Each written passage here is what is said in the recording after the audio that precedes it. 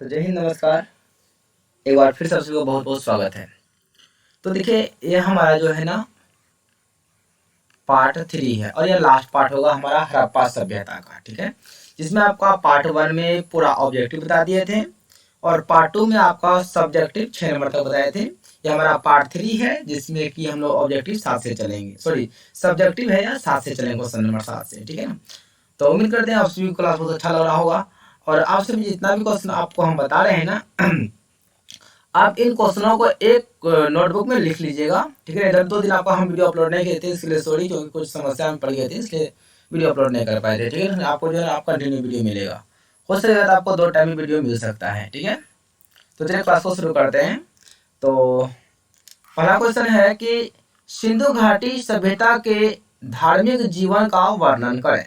अरे, सिंधु घाटी सभ्यता के लोग अपना धार्मिक जीवन पूजा पाठ किस आधार पे करते थे, कैसे करते थे? ठीक है, तो आपका आंसर है हड़प्पा सभ्यता के धार्मिक स्वरूप के बारे में किसी भी प्रकार में, ठीक है ना, लिखित एवं साहित्य और स्मारक हमें उपलब्ध नहीं हुए हैं।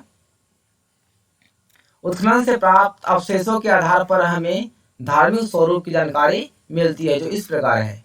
टाइपिंग मिस्टेक हो गया। कहने मतलब हुआ कि हड़प्पा सभ्यता के धार्मिक स्वरूप के बारे में कोई लिखित जो है ना कोई प्रमाण नहीं मिला है। केवल जो है ना यहाँ पर जो आपका स्मारक था, टूटा फूटा जगह था, उत्खनन करने के बाद उसका जो अवशेष मिला था ना, तो अवशेष के आधार पर ही धार्मिक स्वरूप का वर्णन किया गया है। इस प्रकार से क्या गया है। नंबर 1 है आपका, हड़प्पा सभ्यता में मातृ देवी की पूजा होती थी। ठीक है, हड़प्पा सभ्यता में किसकी पूजा होती थी?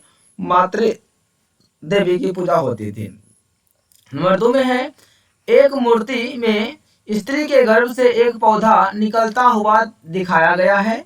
इससे स्पष्ट होता है कि हड़प्पा वासी धरती को उर्वरता की देवी मानकर उनकी पूजा करते थे। यह सब जो है ना आपका एक अवशेष के आधार पर जो है ना लिखा गया है। इसके खोज के बारे में, इसका पतन के बारे में जो है ना कोई लिखित प्रमाण नहीं मिला है। केवल साक्ष्य मात्र के आधार पर इसका प्रमाणित मतलब साक्ष्य मात्र के आधार पर जो है इसको लिखा गया है। हड़प्पा सभ्यता का पूरा कहानी लिखा गया है।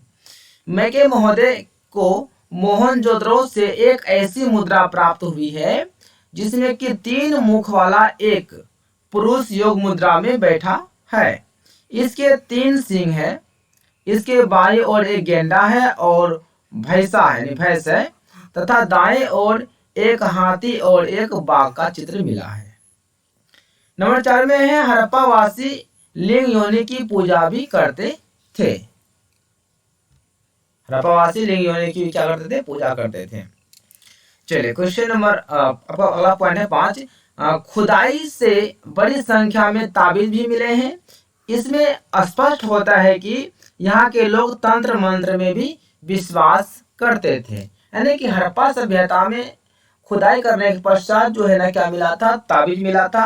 और यह ताबीज से स्पष्ट होता था कि हड़प्पा वासी जो था तंत्र मंत्र में भी विश्वास रखता था।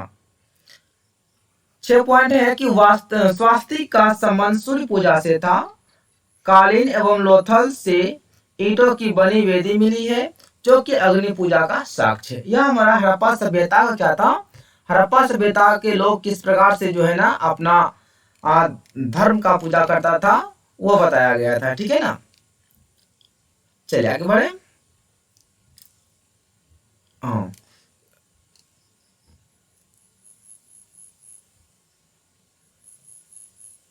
ठीक है, चलिए इसको और थोड़ा जूम कर लें। चलिए इतना चलेगा। क्वेश्चन नंबर आपका है 8 है, हड़प्पा सभ्यता के पतन के मुख्य कारणों का उल्लेख करें। यानी कि हड़प्पा सभ्यता का पतन कैसे हुआ था उसके बारे में लिखना है। आंसर है, हड़प्पा सभ्यता के पतन के बारे में विद्वानों में मतभेद रहा है। यानी कोई लिखित प्रमाण तो मिला नहीं, इसलिए मतभेद रहा है। मार्शल एवं SR राव ने हड़प्पा सभ्यता के पतन का एकमात्र कारण नदी में बाढ़ बताते हैं। यानी कि मार्शल महोदय और SR राव के अनुसार बताया गया क्या? हड़प्पा सभ्यता का जो पतन हुआ है नदी में बाढ़ पानी आने से हुआ है। अधिकांश नगर अधिकांश नगर जो था ना नदियों के तट पर बसे हुए थे, जिसमें कि प्रतिवर्ष बाढ़ पानी आती थी, उसका पतन हो गया। ठीक है ना। चलिए फिर है कुछ विद्वानों ने, जैसे कि व्हीलर महोदय, गार्डन चाइल्ड महोदय एवं पिगड़ महोदय, कौन? पिगड़ महोदय, देख लीजिए, पिगड़ महोदय ने बताया है कि इस सभ्यता का पतन बाहरी आक्रमण के कारण से हुआ है। 1580 ईसा पूर्व में आर्यों ने आक्रमण कर हड़प्पा सभ्यता के नगरों को ध्वस्त कर दिया और यहाँ के लोगों को मार डाला। इसलिए जो है ऐसा क्या हो गया, पतन हो गया। यानी कि अलग अलग विद्वानों का मत अलग अलग था। ठीक है, क्योंकि देखिए कोई तो लिखित प्रमाण तो मिला नहीं है। अब जैसा प्रमाण मिला उसके आधार पर उसका पतन भी लिखा गया, जैसे उसका खोज लिखा गया था। तो इसका खोज और पतन दोनों मात्र साक्ष्य पर ही आधारित था। कुछ विद्वानों का मानना है कि लगातार जलवायु परिवर्तन या मलेरिया महामारी जैसी प्राकृतिक आपदा तथा भूकंप के कारण इस सभ्यता का पतन हो गया था। तो अलग अलग विद्वानों ने पतन के बारे में कुछ अलग अलग राय दिया था। क्वेश्चन नंबर आते 9 और 9 में है हड़प्पा सभ्यता के आर्थिक जीवन पर प्रकाश डाले। यानी हड़प्पा सभ्यता के लोग अपना आर्थिक जीवन कैसे बिताते थे, खाना पीना कैसे खाते थे, किस तरह से वो जो है पैसा कौड़ी कमाते थे, है ना।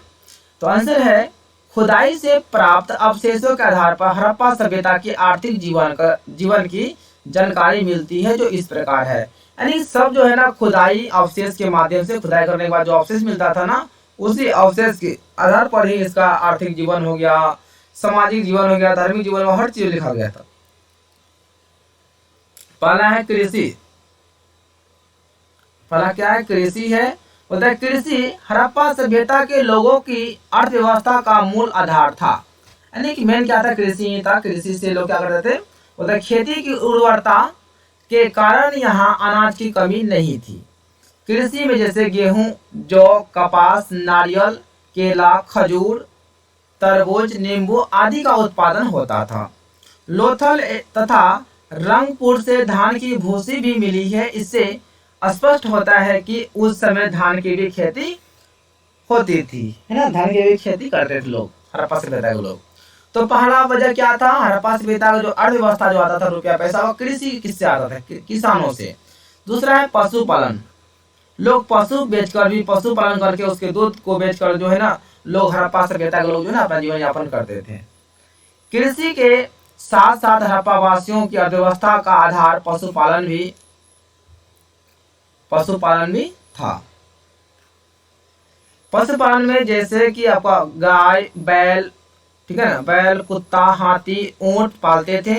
कुत्ता शिकार के काम भी आते थे। ठीक है, कुत्ता क्या करते थे? कुत्ता जो है ना शिकार के काम भी आते थे। क्या? कुत्ता आता था। ठीक है ना। चलिए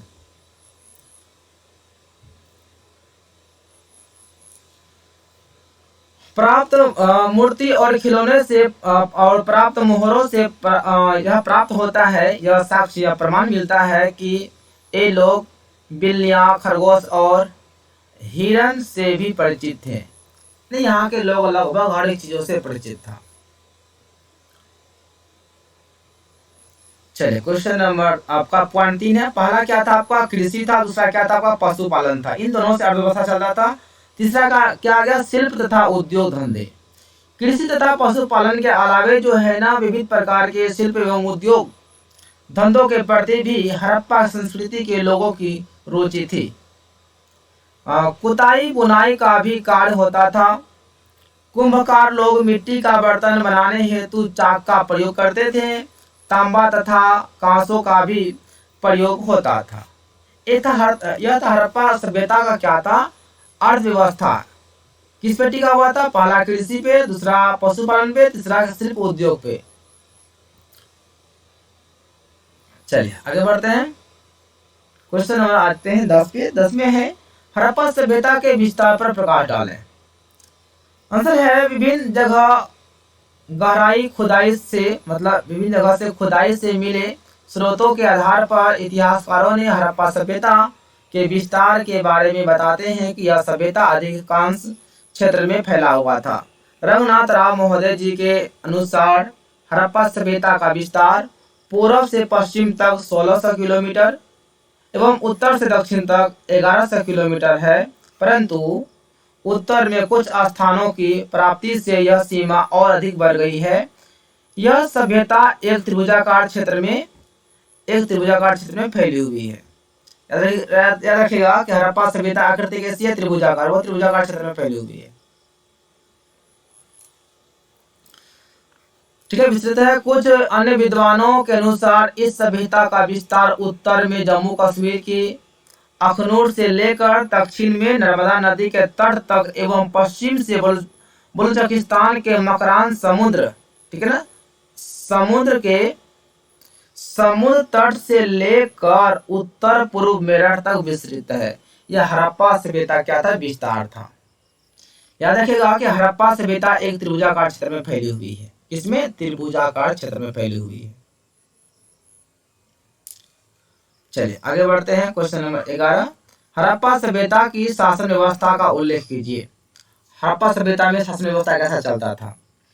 तो हड़प्पा सभ्यता की शासन व्यवस्था के बारे में कोई विशेष जानकारी प्राप्त तो नहीं है, ठीक है ना। खुदाई से अर्थशास्त्र के प्रमाण भी नहीं मिले हैं, परंतु अनुमान लगाया जाता है कि इस सभ्यता के मुख्य केंद्र हड़प्पा और मोहनजोदड़ो ही था। ऐसा भी अनुमान है कि उनका एक राजा होता था। शासन में धर्म तत्व की प्रधानता थी। जनता से टैक्स के रूप में अनाज लिया जाता था। कुछ विद्वानों का मानना है कि इस सभ्यता का शासन व्यापारी वर्ग के हाथों में था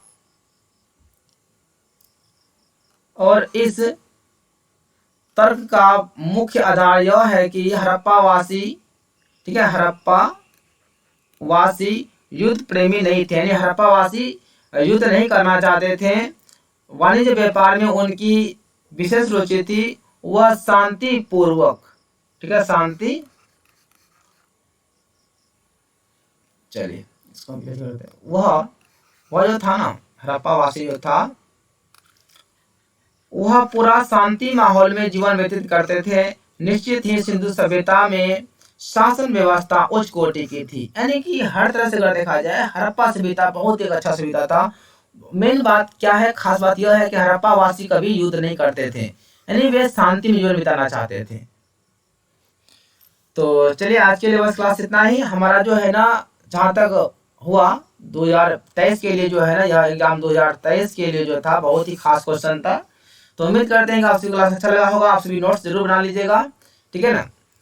अब आते हैं हम लोग चैप्टर 2 को लेकर आएंगे, ठीक है, चैप्टर 2 लेकर आएंगे और उसमें भी बहुत जल्द ही आपका 2 से 3 वीडियो जो है ना आपका काम खत्म कर देंगे, ठीक है।